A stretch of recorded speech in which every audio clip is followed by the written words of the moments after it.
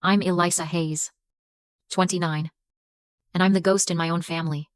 Last Sunday, I was standing on my parents' immaculate patio in Tarrytown, Austin.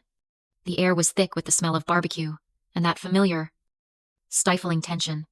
My father, Richard, I was holding court at the grill, and my brother, Evan, the investment banker, was bragging to his friends about some new acquisition. I finally found a pause, took a small breath, and said, "I'm actually looking at buying an apartment." The chatter stopped. My mother, Susan, let out a sharp laugh. "Oh, honey, be realistic," she said, her voice dripping with pity. "You'll never own property like your brother." Evan smirked from across the patio. "She'll be playing on her computer forever." Their words just hung there in the thick Texas heat. Have you ever felt like the invisible one in your own family? The one whose dreams were just a joke to them? Let me know your story down in the comments. I didn't fight them on the patio. I didn't argue. I just held their gaze, a secret burning behind my eyes, because they had no idea who I was. Fast forward 2 months. My phone is blowing up. Frantic, messy calls from Richard, from Susan, from Evan. I don't answer a single one. I just wait. Then, the text from Evan comes through. "Elisa, you have to help us. We're ruined." I looked at the message, my thumb hovering over the screen. Then I texted back 4 words. "Get off my property." How did I get from that patio, their laughter ringing in my ears, to this? To understand. You have to understand the Hayes family. Growing up in our house, you had one of 2 roles. You were either the golden boy, or you were the scapegoat. Evan was born for his. He was Richard and Susan's mini tycoon.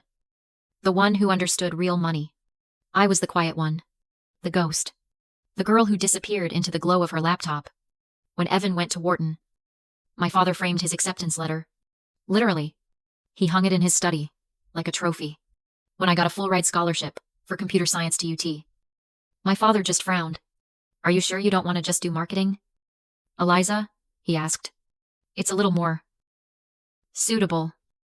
It took me years of therapy to finally understand what that was.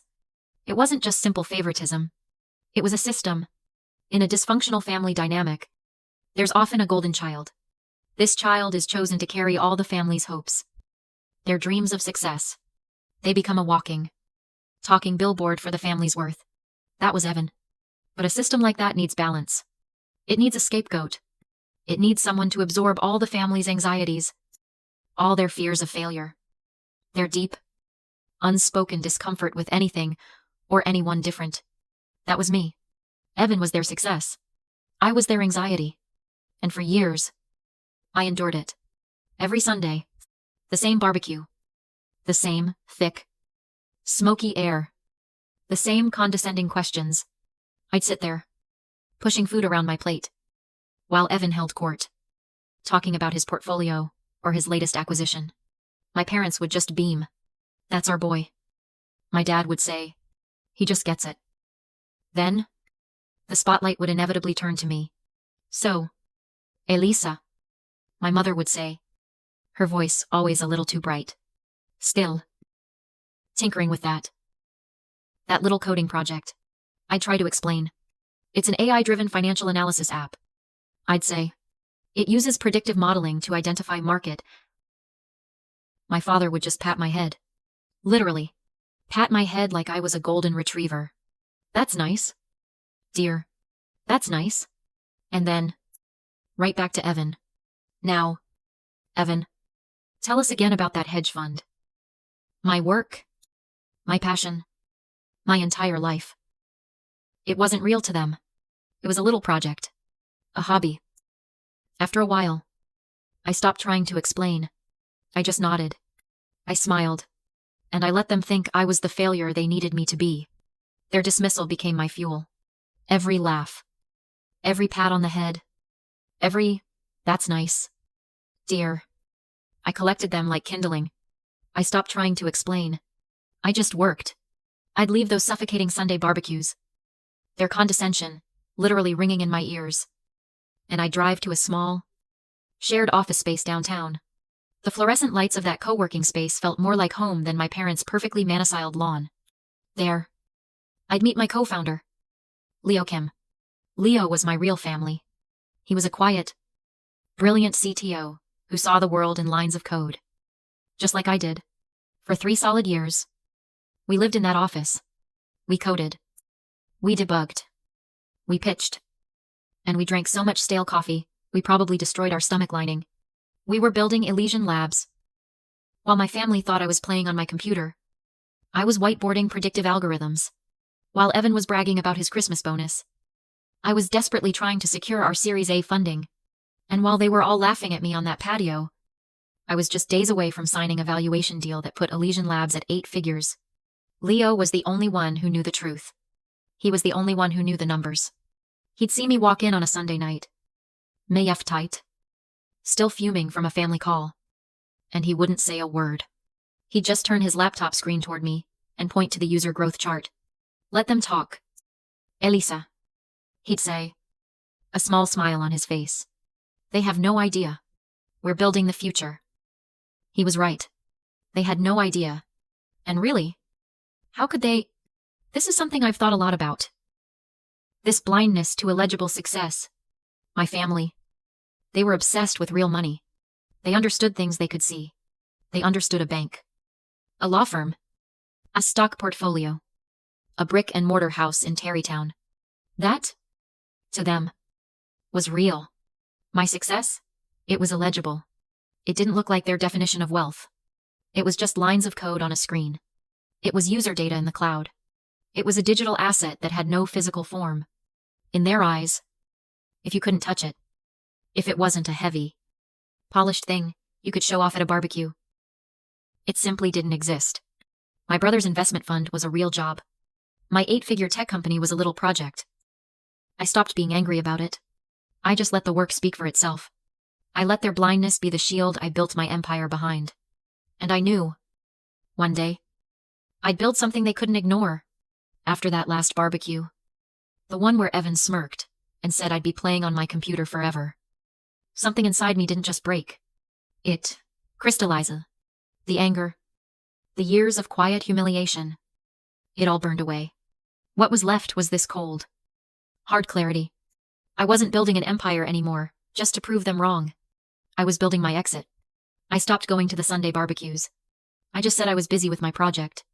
They didn't push. Why would they? The ghost was just being a ghost. My project became my entire life. I was at the office with Leo almost 24 hours a day. We hammered out the final bugs in the algorithm. We optimized the user interface. We worked until our eyes burned. And then, the offer we had been waiting for finally came through. Not just an investment this time. A full acquisition offer. An 8-figure valuation. When the money hit my personal bank account, my hand wasn't even shaking. I just stared at the number on the screen. All those zeros. It didn't feel real. It was just data. But it was the one kind of data my family would finally be able to read. I didn't buy a new car. I didn't go on vacation. I opened a real estate website. And I wasn't looking in Tarrytown. I wasn't looking anywhere near their old money. Manicured lawn world. I was looking downtown. High up. I found it in a week. A penthouse. The kind of place that seems to float over the city. Wrapped in glass. It had this staggering view of the entire Austin skyline. It was everything, my parents' heavy. Darkwood home was not modern. Sharp. Unapologetic. And new. The price was $5 million. I walked through the empty space once, with the real estate agent. I stood by the floor-to-ceiling windows. And for the first time in my life, I felt like I could actually breathe. I saw the place where I would build my new life. I'll take it, I said. The agent smiled. All teeth. And started pulling out his briefcase. Wonderful. We can start the mortgage application immediately. With your financials. I'm sure. No. I cut him off. That won't be necessary. I'll be paying cash. The look on his face. That look was the appetizer. Signing the papers was a quiet, clinical affair. Just me, and a very surprised lawyer. As my pen moved across the dozens of pages, the only thing I could hear was my mother's voice. echoing in my head from that day on the patio. You'll never own property like your brother. I pressed the pen into the paper. You're right. I thought. He'll never own property like this. I held the keys in my hand. They were cold, heavy, and real. They were legible. I didn't tell my family. Not a word. I called Leo. Want to see the new Elysian Lab satellite office? I joked. He walked into the empty living room, looked out at the view of the Capitol building, and just started laughing. A full, deep laugh. Well, Elisa, he said, clapping me on the shoulder. This is one hell of an About Us's page. He was right, but I knew I couldn't just disappear into my new life. That wasn't enough. After a lifetime of being invisible, I needed them to see me. Not for their approval. God. No, not for their apologies. I needed them to finally, with their own eyes, to be forced to see what they had refused to look at for my entire life. I started planning the housewarming. I didn't send a text. I had invitations professionally designed. Thick, cream-colored cardstock. Minimalist. Sharp font. Eliza Hayes invites you to celebrate her new home. I sent one to Leo. I sent them out to my entire tech team. To my investors. To the artists and friends who had been my real family. And then I mailed 3 more. Addressed to Mr. Fiverly. Richard Hayes. Mrs. Susan Hayes. And Mr. Evan Hayes. This wasn't a celebration. It was a reckoning. The night of the party, my penthouse was gleaming. I'd hired a team to fill it with minimalist furniture, abstract art, and so many white orchids, it looked like a tech gala. The Austin skyline glittered outside the glass walls. A perfect, sprawling backdrop. The place was buzzing. Not with my family's old money friends, but with my world. Tech investors, venture capitalists, digital artists, and my real family, my Elysian Labs team. With Leo standing right at the front, raising a glass to me from across the room. I felt solid. For the first time in my life, I was standing in a room that I had built, surrounded by people who actually saw me.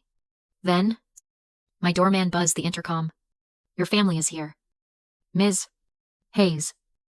I took a slow, steady breath. Send them up. The elevator doors opened, and the 3 of them stepped out directly into the party. My father, Richard, my mother, Susan, and my brother, Evan. Their reaction was exactly what I had pictured for months. Pure, unadulterated shock. They looked around, their eyes wide, trying to process the scale of the apartment. The 30-foot ceilings, the crowd of strangers, the sheer wealth of the place. My mother, clutching her pearl necklace like a lifeline, found me first. She rushed over, her voice a low, frantic whisper. Elisa. May God. Who do you work for? This place is. It's incredible. Is this the CEO of your company? My father was more skeptical. He scanned the room. His eyes narrowed. Already judging. Is this your boss's place? Eliza, you shouldn't be throwing a party of this scale here. It's a liability. It's reckless. But Evan was just furious. He'd shown up in his usual, perfectly tailored suit, expecting to be the most important man in the room. And he wasn't. He looked around at the actual billionaires mingling by the bar, and his face just curdled. He walked right up to me. That familiar, cutting smirk already, sliding into place. Nice gig, Elisa, he sneered, his voice low, so only I could hear. Finally landed a big one. Did you? Which tech bro owns this place? Hope you got a good deal. He thought I was a guest. A plus one. He thought the only way I could ever be in a room like this was on the arm of a successful man. I just smiled. I didn't say a word. I let them marinate in it. I let them walk around for an hour, sipping champagne they assumed someone else had paid for.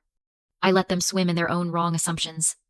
I even overheard my father explaining to a venture capitalist that his son, Evan, was in real finance, while his daughter dabbled in computers. I let them dig the hole. Then, it was time. I walked over to the glass staircase, picked up a champagne flute, and tapped it gently with a small spoon. The buzzing conversation of the party died down. Everyone turned to look at me. I could see Leo in the front, grinning from ear to ear. I looked out at the crowd. And then I found them, my family, standing together near the window, looking confused and annoyed at the interruption. "Thank you all so much for coming," I said, my voice clear and steady. It didn't even shake. I know this move was sudden, but I wanted to celebrate my new home with all of you. I saw my parents exchange an uneasy glance. Evan was still smirking, waiting for me to introduce my boss. "I've heard a few questions tonight," I continued, and I just wanted to clear the air before the toasts. I looked right at my mother. "This isn't my boss's penthouse." Her smile wavered. I looked at my father. "It's not a liability." "Dad?" And then I locked my eyes onto my brother. "And it's not my boyfriend's. I didn't land anyone." I let that hang in the air for one long, delicious second. "It's mine. I bought it. $5 million. Paid in full. From my little coding project. Elysian Labs." The room was completely silent. You could have heard an orchid petal drop. Then Leo started clapping. And in a second, the whole room erupted in applause and cheers. But I wasn't watching them. I was watching my family. It was better than I could have ever imagined. My father's jaw was slack. He looked like he'd been punched in the gut. My mother's face went completely white, her hand flying to her chest. Hair champagne fluid tilting dangerously. And Evan. Oh. Evan. His smirk didn't just fade. It evaporated. It was like his entire face collapsed in on itself. He just stared at me. His eyes blank. His perfectly constructed world. The one where he was the golden boy, and I was the ghost. Just shattered. "How?" my mother whispered. But her voice was drowned out by the noise. "You're kidding," Evan muttered. To no one. I just stood there. On my staircase. In my home. Surrounded by my people.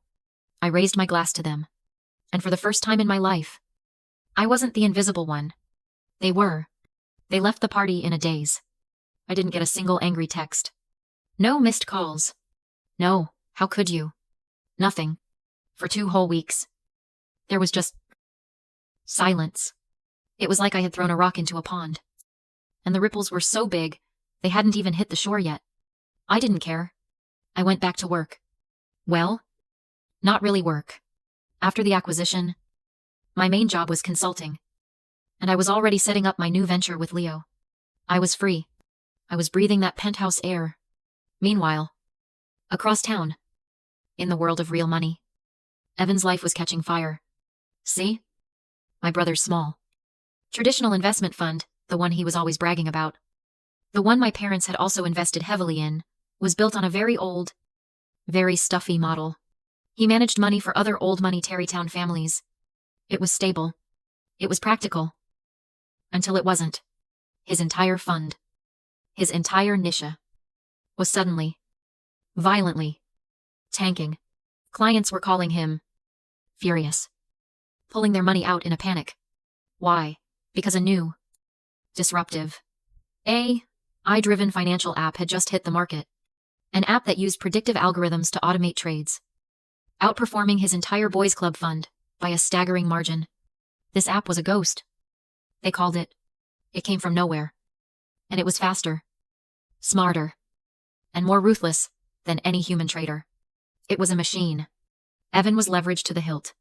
He had bet everything on his practical model. And this ghost was bankrupting him. He wasn't just losing his clients. He was losing his own money. He was losing our parents' money. He was in full-blown panic. I heard about it from an old high school acquaintance. "Have you talked to Evan?" She'd texted me. "He's losing his mind. Some new tech app is destroying him." I just looked at the text. I knew. Of course. I knew which app it was. You see. The final. Beautiful.